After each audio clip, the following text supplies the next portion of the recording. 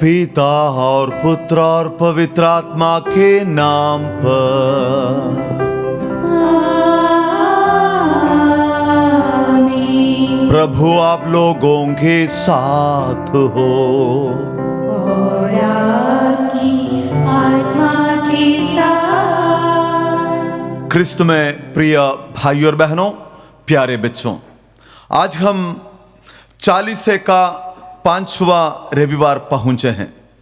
प्रार्थना, उपवास एवं परोपकार के द्वारा हमारे जीवन धन्य बनाने के लिए फिर से माता कलीसिया हमें बुलाती है, हमें प्रेरित करती है। आइए इस पवित्र मिसा बलिदान में भाग लेते हुए हमारे जीवन पुनः प्रभु के चरणों पर चढ़ाते हुए ईश्वर की इच्छा के अनुसार अपने जीवन बिताकर प्रभु यीशु के मुक्तिदायी कार्य हमारे जीवन में संपन्न होने के लिए हम प्रार्थना करें। इस पवित्र मिसा बलिदान में हमारे जीवन के हर प्रकार के जरूरतों को, हमारे जीवन के हर प्रकार के परेशानियों को, जीवन के दुख संकटों को, रोगों को हम छड़ाएं। इस पवित्र मिसा बलिदान द्वारा हमें शारीरिक, मानसिक, आध्यात्मिक चंगाई के लिए भी हम प्रार्थना करें। एक क्षण मौन होकर हम अपने हर प्रकार के विशेष मतलबों को याद करें, इस बलिवेदी पर चढ़ाकर प्रार्थना करें।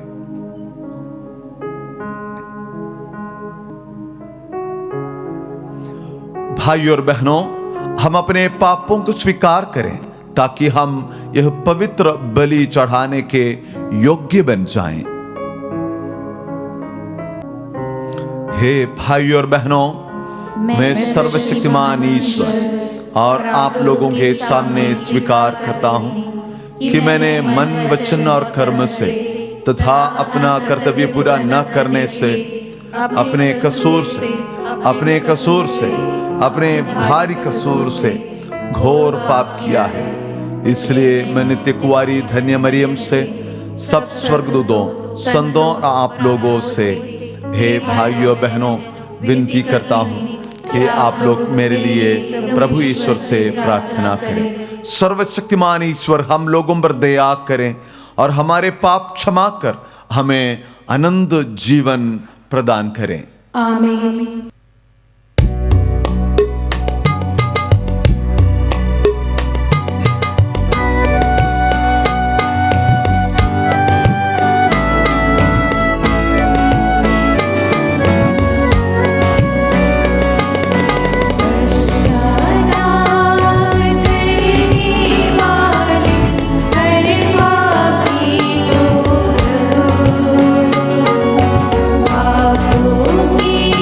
शक्ति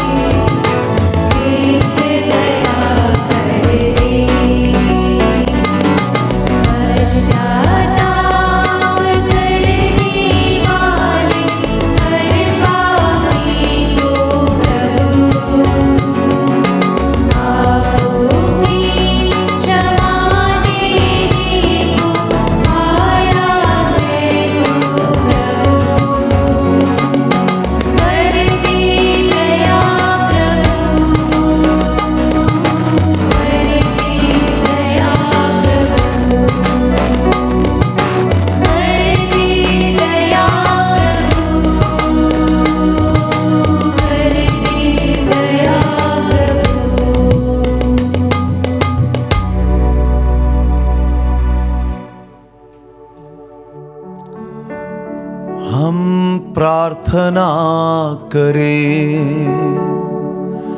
हे प्रभु हमारे ईश्वर, तेरे पुत्र ने संसार को इतना प्यार किया कि उसने इसके लिए अपना प्राण अर्पित कर दिया।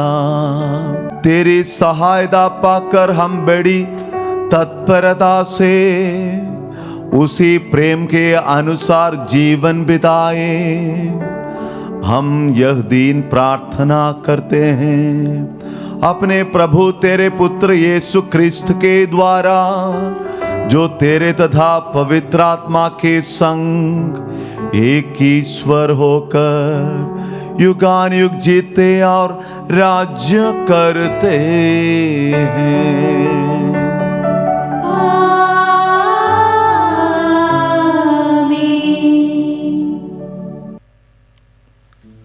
सर्वशक्तिमान ईश्वर पिता और पुत्र पवित्र आत्मा आपको पवित्र वचन सुनाने के लिए योग्य बनाए।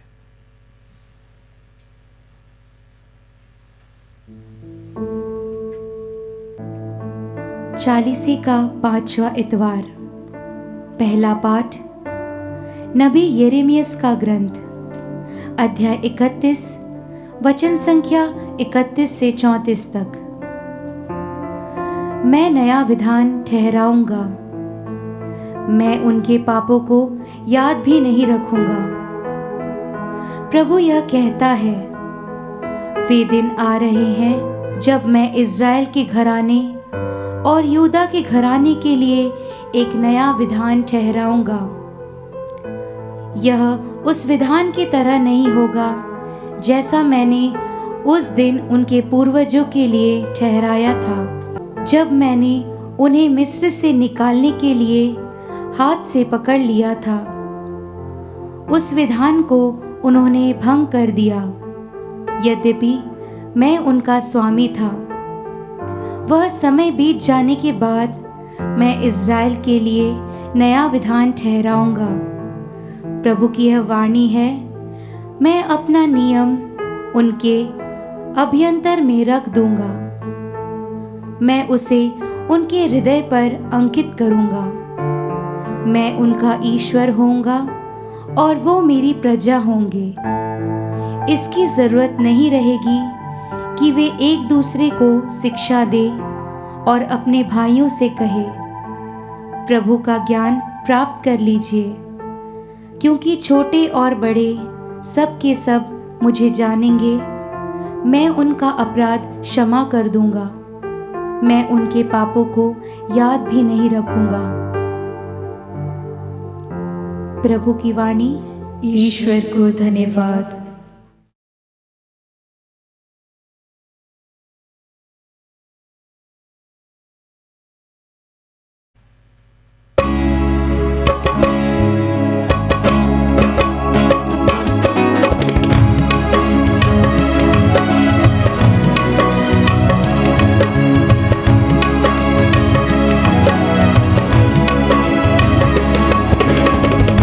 वचन आदेश है, ज्ञान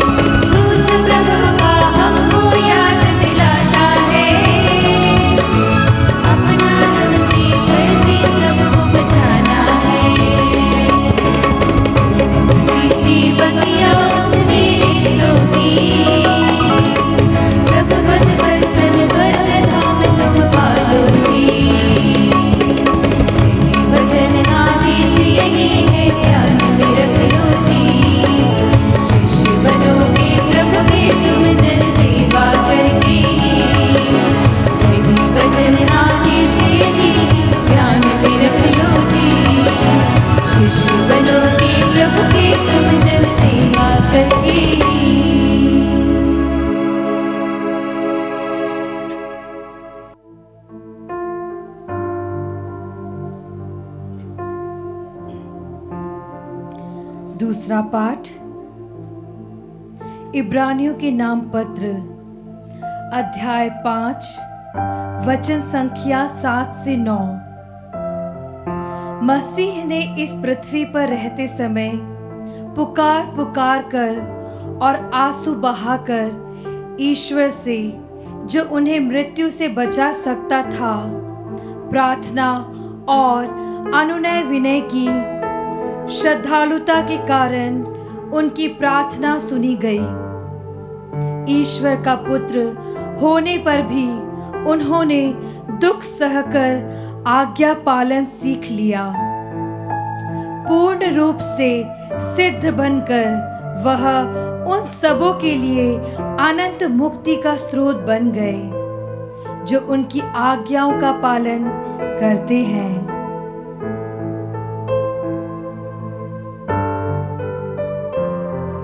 प्रभु की वाणी। ईश्वर को धन्यवाद। जय घोष। यदि कोई मेरी सेवा करना चाहे तो वह मेरा अनुसरण करे। जहां मैं हूं वहां मेरा सेवक भी होगा।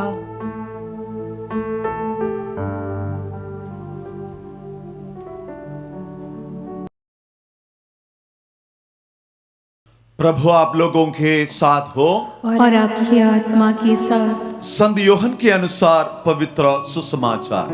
हे प्रभु तेरी महिमा हो। अध्याय 12 पद संज्ञा 20 से 33 तक। जो लोग पास्का पर्व के अवसर पर आराधना करने आए थे, उसमें कुछ यूनानी थे। उन्होंने फिलिप के पास आकर यह निवेदन किया, महाशय, हम यीशु से मिलना चाहते हैं। फिलिप गलीलिया के बेथसैदा का निवासी था। उसने जाकर अंद्रेस को यह बताया और अंद्रेस ने फिलिप को साथ ले जाकर यीशु को इसकी सूचना दी।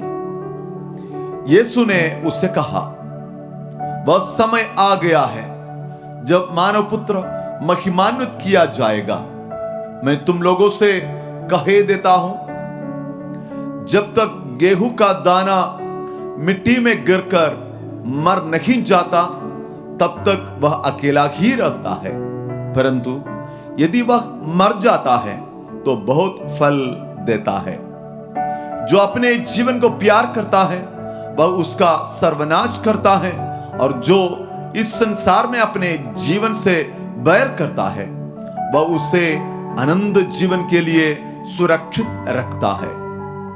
यदि कोई मेरी सेवा करना चाहे तो वह मेरा अनुसरण करे। जहां मैं हूं वहां मेरा सेवक भी होगा। जो कोई मेरी सेवा करेगा, मेरा पिता उसे सम्मान प्रदान करेगा। अब मेरी आत्मा व्याकुल है। क्या मैं यह कहूं, पिता, इस घड़ी के संकट से मुझे बचा, किंतु इसलिए तो मैं इस घड़ी तक आया हूं। हे पिता, अपनी महिमा प्रकट कर। उसी समय यह स्वर्गवाणी सुनाई पड़ी, मैंने उसे प्रकट किया है और उससे फिर प्रकट करूंगा। आसपास खड़े लोग यह सुनकर बोले, बादल गरजा।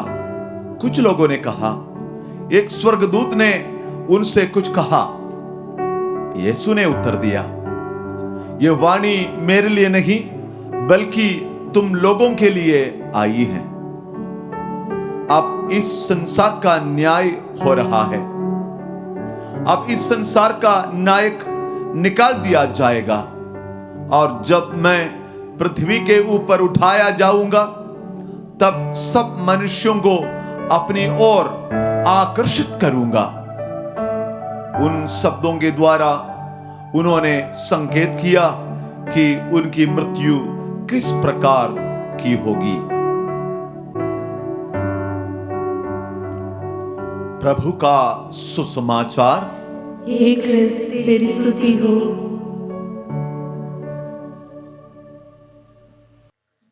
क्रिस्त में प्रिय भाई और बहनों, प्यारे बच्चों, आज हम चालीसा के 5वां इतवार पहुंचे हैं। पिछले 4 हफ्ताओं द्वारा हम अपने आप को प्रार्थना, उपवास एवं परोपकार के द्वारा अपने आप को प्रभु के पास, प्रभु के निकट रखने के लिए प्रयास कर रहे थे। आज हम विशेष तरीका से अपने आप को पुनः प्रभु के चरणों पर चढ़ाते हुए अपने जीवन को ईश्वर की इच्छा के अनुसार बनाने के लिए कोशिश करते हैं। हम ईश्वर को धन्यवाद दें आज की इस दिन के लिए। इस पवित्र मिसा बलिदान में भाग लेते हुए पुनः हम निर्णय लेते हैं ताकि हम ईश्वर की इच्छा के अनुसार बदलते रहें। प्रिय भाई और बहनों, आज के पहला पाठ के द्वारा प्रभु हमें कुछ विशेष बातें कहना चाहते हैं। प्रभु कहते हैं एक नया विधान स्थापित करने के लिए, इस्राएल के लिए एक नया विधान निर्धारित करूंगा। प्रभु कहते हैं इस्राएल के मतलब चुने गए लोग। आज हम सब प्रभु यीशु में विशेष तरीका से चुने गए हैं। कहने का मतलब हम सबों के जीवन में प्रभु एक नया विधान निर्धारित करना चाहते हैं। वो नया विधान क्या है? प्रभु कहते हैं मैं अपना नियम उनके अभ्यंतर में रख दूंगा, मैं उसे उनके हृदय पर अंकित करूंगा। इस नया विधान, इस नया नियम जो हमारे हृदय में ईश्वर जो अंकित करना चाहते हैं, वे ईश्वर के स्वयं इकलौते पुत्र यीशु ही हैं। इसलिए हम यीशु को हमारे हृदय में स्वीकार करने के लिए, हृदय में ग्रहण करने के लिए पूर्ण तरीका से इच्छुक होना चाहिए, क्योंकि इस्राएल चुने गए लोगों के हृदय में ईश्वर अपने इकलौते पुत्र को विशेष तरीका से प्रस्तुत करना चाहते हैं। आइए हम वही यीशु को हमारे हृदय के अंदर अनुभव करते हुए ईश्वर के नियमों को अपने जीवन में पालन करने के लिए पूरी कोशिश में लगे रहें। आगे पहला पाठ में हम देखते हैं, मैं उनके अपराध क्षमा कर दूंगा, मैं उनके पापों की याद नहीं करूंगा। इस पहला पाठ की भविष्यवाणी भी प्रभु यीशु के बारे में है। इस दुनिया में ऐसा दूसरा कोई एक व्यक्ति नहीं है जिन्होंने सीधा सीधा यही बताए कि मैं तुम्हारा पाप क्षमा करता हूं। यीशु के अलावा दूसरा कोई भी नहीं। इसलिए ही इस वाणी हम सबों के लिए भविष्यवाणी हमारे जीवन में संपन्न होना जैसा ही है। यीशु प्रत्येक व्यक्ति के जीवन की ओर देखते हुए, विशेषकर आज के इस दिन अपने क्रूस मरण को उनके सामने रखते हुए यही बताते हैं, मैं तुम्हारा पाप क्षमा करने वाला हूं। इसलिए हम अपने हृदय में वही प्रभु को अपनाते हुए एक छोटी सी प्रार्थना करें, हे प्रभु यीशु, मैं आप में विश्वास करता हूं। हे प्रभु यीशु, मैं आपके क्रूस मरण में विश्वास करता हूं। मेरे पाप मिटा दीजिए, मुझे शुद्ध कर दीजिए। पहला पाठ के द्वारा प्रभु इसलिए हम सबों को इस 40 के अवसर पर अपने असीम करुणा एवं दया से भरी हुई उपस्थिति प्रभु हमें प्रदान करते हैं और हमारे पापों को मिटाते हुए हमें शुद्ध करने के लिए प्रभु हमें वादा करते हैं। दूसरा पाठ में इब्रानियों के पत्र में हमने सुने थे, ईश्वर का पुत्र होने पर भी उन्होंने दुख सहकर आज्ञा पालन सीखा। प्रभु यीशु ईश्वर के इकलौते पुत्र होने के बावजूद भी अपने जीवन में अलग अलग प्रकार के दुख संकट, विशेषकर यीशु के क्रूस मरण, इन सब सहने के लिए तैयार हो जाते हैं। यीशु को इन सब दुख संकट सहना पड़ा ईश्वर के इकलौते पुत्र होने के बावजूद भी। इसलिए आज भी जो कोई यीशु के पीछे चलना चाहते हैं उनके जीवन में भी इन सब कष्ट संकट आना अनिवार्य है। क्या हम तैयार हैं? यीशु के अनुसार, यीशु के मनोभाव के अनुसार हम भी अपने जीवन में आने वाले दुख संकटों को धीरे से सह सके। जब हम अपने जीवन में आने वाले दुख संकटों का अर्थ समझते हैं, तब हम भी यीशु के मनोभाव धारण कर सकते हैं। यीशु के दुख संकटों के मतलब यही रही कि हम सबों की मुक्ति, इस पूरी दुनिया की मुक्ति। इसलिए जब हमारे दुख संकटों को भी यीशु के दुख संकटों के साथ हम जोड़ने के लिए तैयार हो जाते हैं, हमारे दुख संकटों को यीशु के दुख संकटों के साथ जोड़कर जब हम सहने के लिए तैयार हो जाते हैं, हमारे दुख संकटों को भी एक नया अर्थ मिल जाते हैं। प्रिय भाई और बहनों, यीशु के इस मनोभाव के साथ हमारे मनोभाव भी जोड़ें, हमारे जीवन के दुख संकटों को हम धीरे से सहें। जरूर हमें काफी अच्छा लगता है ऐसे ही प्रार्थना करने के लिए, हे प्रभु यीशु मुझे भी आपके जैसा बना। लेकिन काफी वक्त हम ये भूल जाते हैं, जब हम इस प्रार्थना करते हैं, प्रभु यीशु इतना कठोर प्राण पीड़ा सहा, उनके जैसा बना। इस प्रार्थना भी हम इस प्रार्थना के साथ जोड़ देते हैं, इस बात को हम भूल जाते हैं। क्या हम वही प्रभु यीशु दुख संकट सहा, उनके जैसा भी बनना चाहते हैं? हमारे लिए यह बड़ी चुनौती है। इसलिए फिर से और हम प्रार्थना करेंगे, हे प्रभु यीशु हमें भी आपकी मनोभाव प्रदान कीजिए, ताकि मेरे जीवन के हर प्रकार के दुख संकटों को मैं धीरे से सामना कर सकूं। प्रिय भाई और बहनों, आज के सुसमाचार में हम कई विशेष बातें सुने हैं। यूनानी जो है गैर यहूदी व्यक्तियां प्रभु यीशु के पास आ जाते हैं और उन्हें मिलने के लिए आशा करते हैं। वे आकर फिलिप से कहते हैं, फिलिप अंद्रेस से कहकर उन लोग दोनों मिलकर यीशु से मिलते हैं और कहते हैं, कई यूनानी लोग आपसे मिलना चाहते हैं। तुरंत प्रभु यीशु यही कहते हैं, वह समय आ गया है जब मानव पुत्र महिमान्वित किया जाएगा। जब हम सुसमाचार में देखते हैं, काना के विवाह के समय से लेकर अलग अलग समय पर प्रभु यीशु यह कहते हैं, मेरा समय अभी तक आया नहीं। लेकिन जैसे ही यहां पर यूनानी लोग आकर प्रभु यीशु से मिलने के लिए आग्रह करते हैं, प्रभु यीशु तुरंत कहते हैं, वह समय आ गया है। वह समय का मतलब क्या है? वह समय के मतलब हमें बचाने के लिए यीशु का क्रूस मरण के समय, प्रभु यीशु के मुक्ति कार्य के समय आए हैं, वही प्रभु यीशु कहना चाहते हैं। सिर्फ यहूदियों के जीवन में नहीं, बल्कि गैर यहूदियों के जीवन में भी प्रभु यीशु के मुक्ति कार्य पहुंचना है।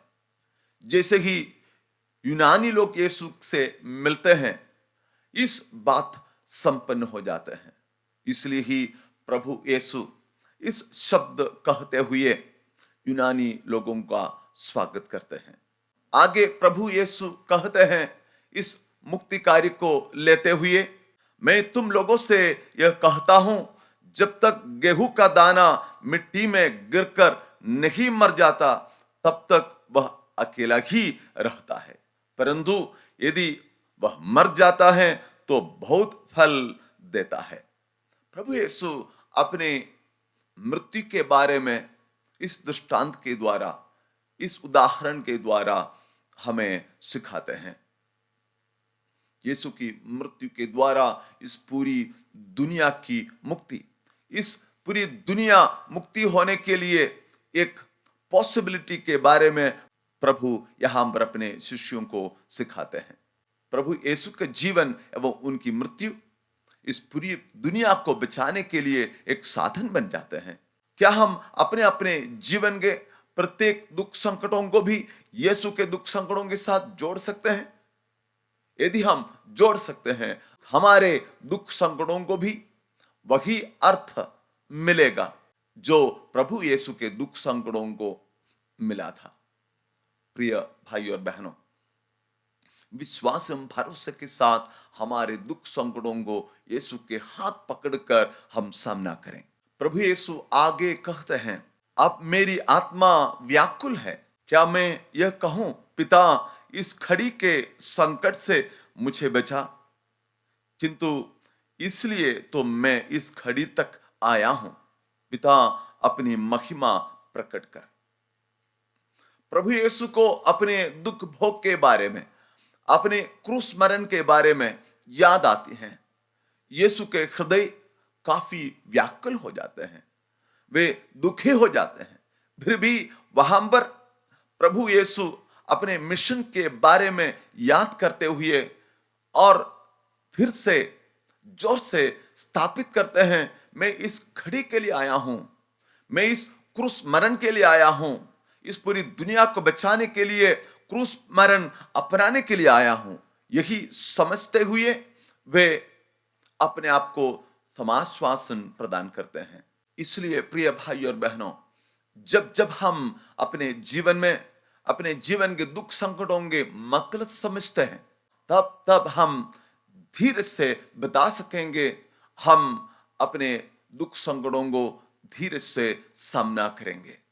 और आगे प्रभु यीशु आज के सुसमाचार में कहते हैं, और मैं जब पृथ्वी के ऊपर उठाया जाऊंगा तो सब मनुष्यों को अपनी ओर आकर्षित करूंगा। इस शब्दों के द्वारा उन्होंने संकेत किया कि उनकी मृत्यु किस प्रकार की होगी। प्रभु यीशु को ऑलरेडी मालूम रहा कि किस प्रकार के मृत्यु अपनाएगा। और प्रभु कहते हैं, मैं जब पृथ्वी के ऊपर उठाया जाऊंगा तो सब मनुष्यों को अपनी ओर आकर्षित करूंगा। क्योंकि प्रिय भाई और बहनों, प्रभु यीशु की मृत्यु ही है इस पूरी दुनिया को बचाने के लिए एक ही मार्ग। इसलिए ही यीशु अपने जीवन के महत्वपूर्णता के बारे में अपने शिष्यों से बता रहे हैं। यूनानी लोग, गैर यहूदी लोग यीशु के पास जैसे आते हैं, प्रभु इन सब अपने विशेष मुक्ति कार्य के सबसे महत्वपूर्ण बातों के बारे में बताते हुए इस पूरी दुनिया के लिए अपने मुक्ति कार्य को खोल देते हैं। आइए प्रिय भाई और बहनों, आज की इस पवित्र मिस्सा बलिदान में भाग लेते हुए हम अपने आप को संपूर्ण तरीका से प्रभु के चरणों में चढ़ाते हुए यीशु के क्रूस मरण को, यीशु के मुक्ति कार्य को अपने हृदय में स्वीकार करें और हम भी अपने जीवन में प्रभु यीशु के मृत्यु के द्वारा मुक्ति पाकर अनंत जीवन के सहभागी बने। आमीन।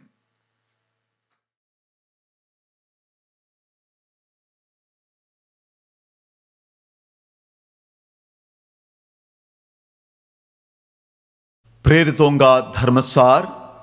मैं स्वर्ग और पृथ्वी के सृष्टिकर्ता सर्वशक्तिमान पिता ईश्वर और उनके इकलौते पुत्र अपने प्रभु यीशु क्रिस्त में विश्वास करता हूँ, जो पवित्र आत्मा के द्वारा गर्भ में आया, कुंवारी मरियम से जन्मा, पोंतियुस पिलातुस के समय दुख भोगा, क्रूस पर चढ़ाया गया, मर गया और दफनाया गया, अधोलोक में उतरा और तीसरे दिन मृतकों में से फिर जी उठा।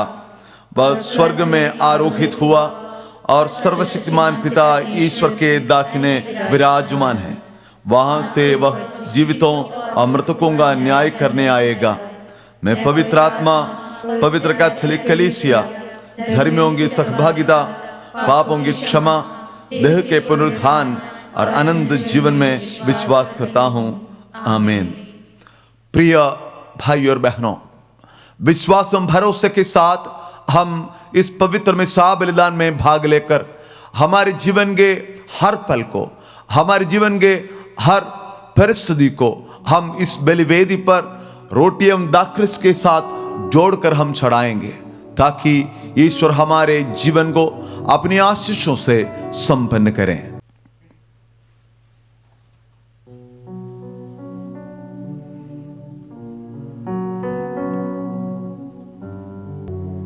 हम अपने संत पिता, सभी धर्माध्यक्षों, पुरोहितों और धर्म समाजी भाई बहनों के लिए प्रार्थना करें कि यीशु के सुसमाचार प्रचारक होने के नाते वे सुसमाचार को समस्त संसार के कोने कोने में फैला सकें। इसके लिए हम पिता ईश्वर से प्रार्थना करें। हे पिता, हमारी प्रार्थना सुन। हम अपने दैनिक जीवन में आने वाले दुख, कष्टों और विपत्तियों, तकलीफों को ईश्वर की इच्छा समझकर स्वीकार कर सकें और उनका सामना कर सकें। इसके लिए हम पिता ईश्वर से प्रार्थना करें। हे पिता, हमारी प्रार्थना सुन। हम अपने उन साथियों और भाई बहनों के लिए प्रार्थना करें जो अपने विश्वास के मार्ग से भटक गए हैं और उनको सही रास्ते पर आने के लिए प्रोत्साहित कर सकें। इसके लिए हम पिता ईश्वर से प्रार्थना करें। हे पिता, हमारी प्रार्थना सुन। चालीसा का यह पुण्य काल हमारे लिए त्याग, तपस्या, उपवास और परहेज करने से उचित फल उत्पन्न करे, ताकि हमारा जीवन आनंदमय, सुखमय तथा शांतिमय हो। इसके लिए हम पिता ईश्वर से प्रार्थना करें। हे पिता, हमारी प्रार्थना सुन। हम इस पवित्र बलि समारोह में उपस्थित अपने सभी भाई बहनों के लिए प्रार्थना करें। यह बलि समारोह हमें प्रभु यीशु और एक दूसरे से संयुक्त करे और हम पर्याप्त फल उत्पन्न कर सकें। इसके लिए हम पिता ईश्वर से प्रार्थना करें। हे पिता, हमारी प्रार्थना सुन। हे परम दयालु पिता ईश्वर, इस चालीसे का काल में हमें कृपा तथा अनुग्रह प्रदान करने के लिए हम तुझे धन्यवाद देते हैं। अब हम पवित्र तपस्या में प्रवेश करने वाले हैं। अतः हमें विशेष अनुग्रह प्रदान कर, ताकि हम पवित्र सप्ताह में प्रवेश कर यीशु के दुख भोग तथा मरण की घटनाओं को अच्छी तरह से समझ सकें और मुक्ति प्राप्त कर सकें। हम यह प्रार्थना करते हैं उन्हीं हमारे प्रभु क्रिस्ट के द्वारा। आमीन।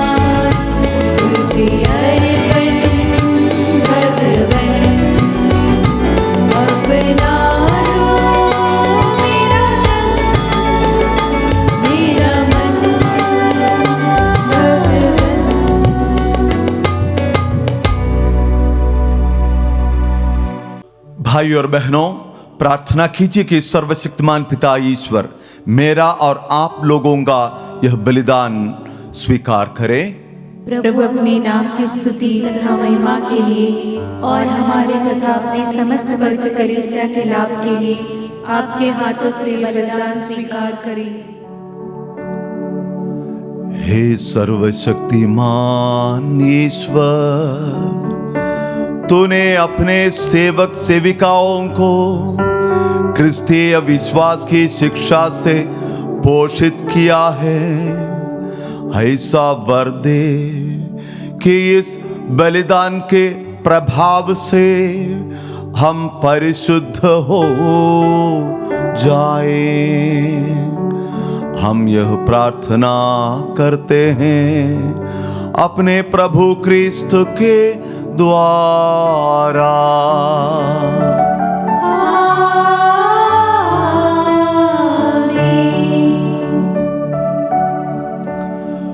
प्रभु आप लोगों के साथ हो और आपकी आत्मा के साथ। प्रभु में मन लगाइए। हम प्रभु में मन लगाए हुए हैं। हम अपने प्रभु ईश्वर को धन्यवाद दें।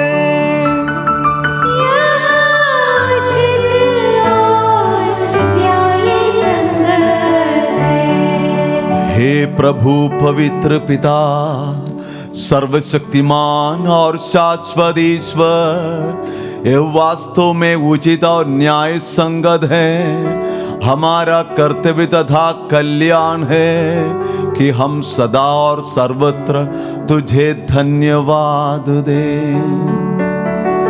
तू चाहता है कि हम आत्मीय त्याग के द्वारा तेरे प्रति अपनी कृतज्ञता प्रकट करें, अपनी पापमयी धृष्टता कम करें, गरीबों के भरण पोषण में योगदान दें और तेरी दयालुता का अनुकरण करें। इसलिए असंख्य स्वर्गदूतों के स्वर में स्वर मिलाकर हम भी तेरी महिमा का बखान करते हैं।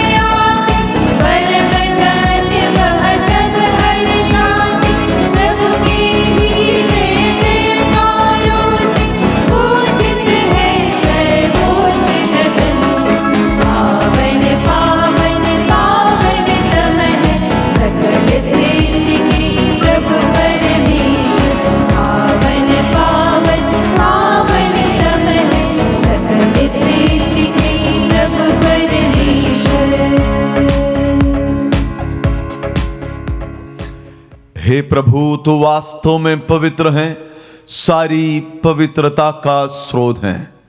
हम तुझसे प्रार्थना करते हैं, तू इन उपहारों को अपने आत्मा के संस्पर्श से पवित्र कर दे कि ये हमारे प्रभु यीशु क्रिस्त के शरीर तथा रक्त बन जाएं। जब वे स्वेच्छा से मृत्यु के लिए सौंपे गए, उन्होंने रोटी ली, तुझे धन्यवाद दिया और रोटी तोड़कर उसे अपने शिष्यों को देते हुए कहा, तुम सब इसे लो और इसमें से खाओ, क्योंकि यह मेरा शरीर है जो तुम्हारे लिए बलि चढ़ाया जाएगा। हे मेरे प्रभु, हे मेरे ईश्वर।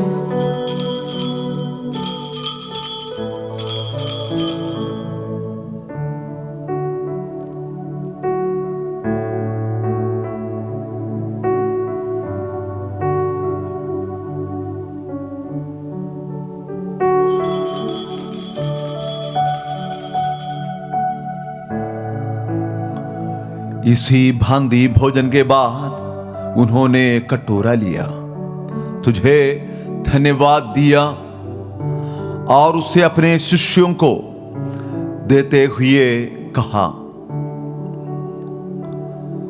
तुम सब इसे लो और इसमें से पियो, क्योंकि यह मेरे रक्त का कटोरा है, नवीन और आनंद व्यवस्थान का रक्त, जो तुम्हारे और बहुतों के पापों की क्षमा के लिए बहाया जाएगा। तुम मेरी स्मृति में यह किया करो। हे मेरे प्रभु, हे मेरे ईश्वर।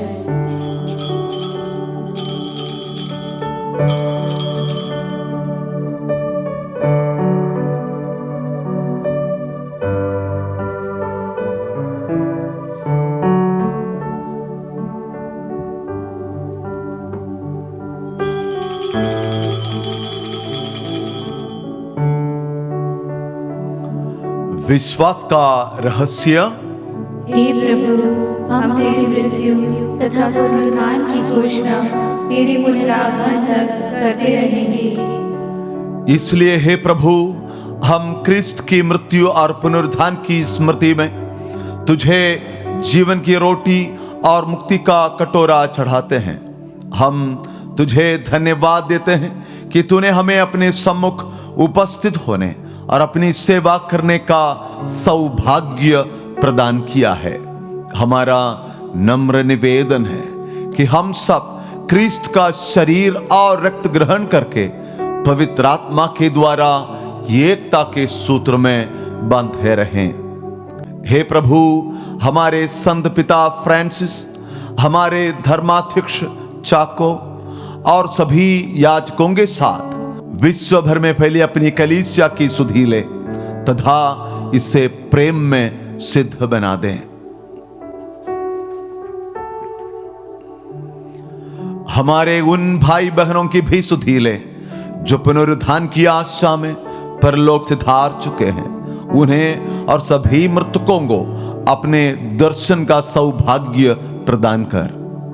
हम सब पर दया दृष्टि डाल कि हम भी आनंद जीवन के सहभागी बने और ईश्वर की माता धन्य कुंवारी मरियम, उनके वर धन्य योसेफ, धन्य प्रेरितों तथा सब संतों के साथ जो युग युग में तेरे प्रति विश्वस्त बने रहें, तेरी स्तुति और महिमा कर सकें, तेरे पुत्र यीशु क्रिस्त के द्वारा।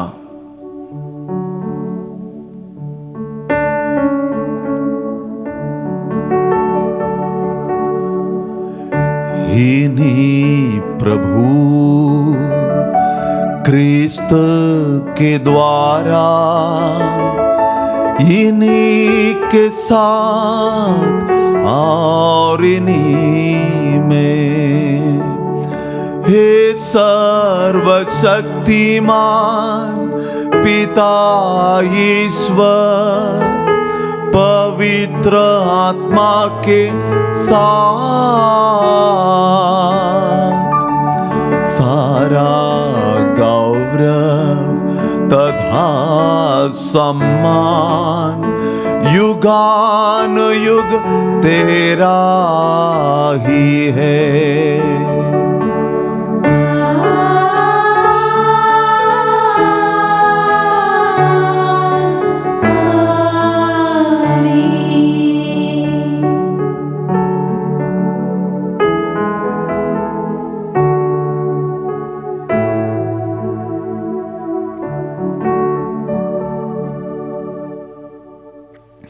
हम सब मिलकर पिता ईश्वर से प्रार्थना करें जैसे प्रभु यीशु ने हमें सिखाया है।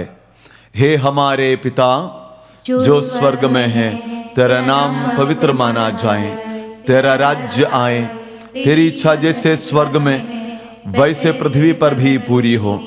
हमारा प्रतिदिन का आहार आज हमें दे, और हमारे अपराध हमें क्षमा कर जैसे हम भी अपने अपराधियों को क्षमा करते हैं, और हमें परीक्षा में न डाल परंतु बुराई से बचा। हे प्रभु, हम तुझसे प्रार्थना करते हैं सभी बुराइयों से हमें बचा, और इस जीवन में हमें कृपा पूर्वक शांति प्रदान कर।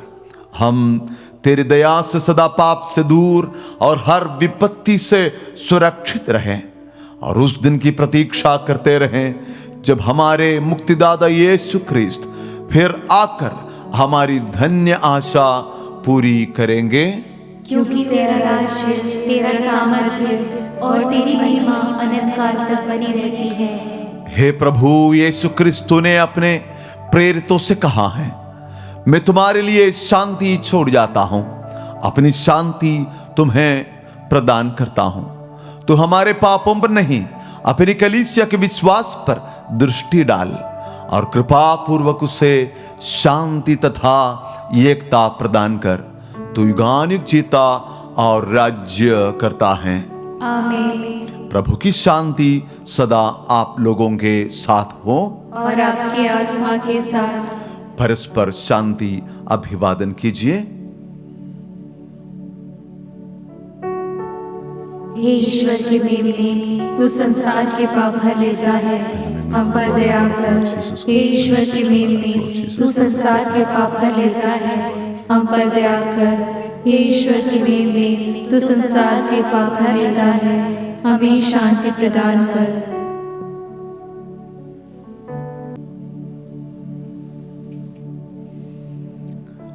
देखिए ईश्वर का मेमना, इन्हें देखिए जो संसार के पाप भर लेते हैं।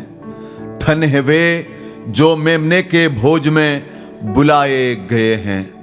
हे प्रभु, मैं इस योग्य नहीं हूँ कि तू मेरे यहाँ आए, किंतु एक ही शब्द कह दे और मेरी आत्मा चंगी हो जाएगी।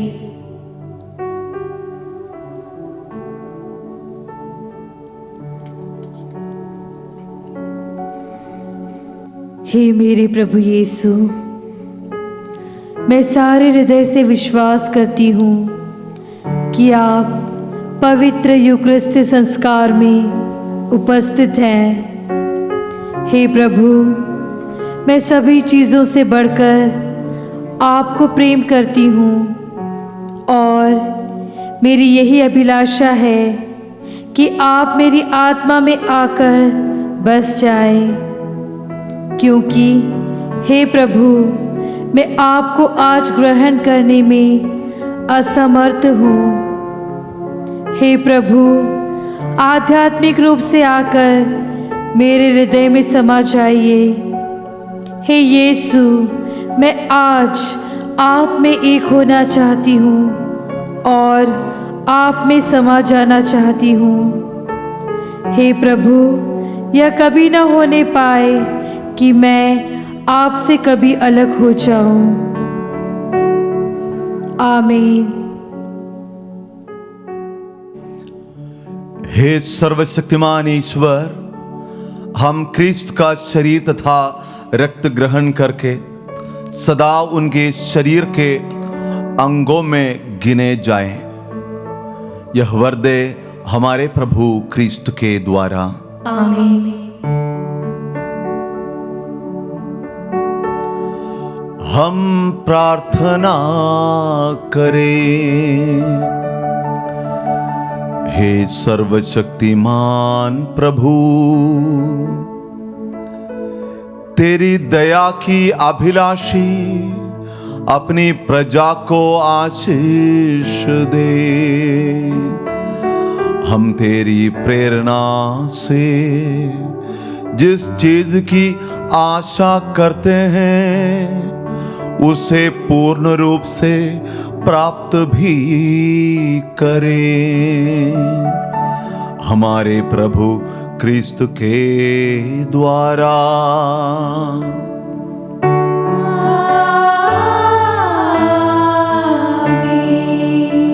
प्रभु आप लोगों के साथ हो और आपकी आत्मा के साथ।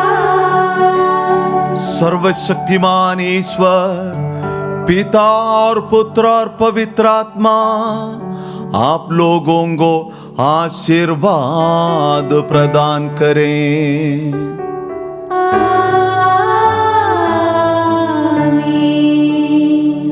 आप लोग शांति में विदा लें और अपने जीवन द्वारा प्रभु की महिमा करें।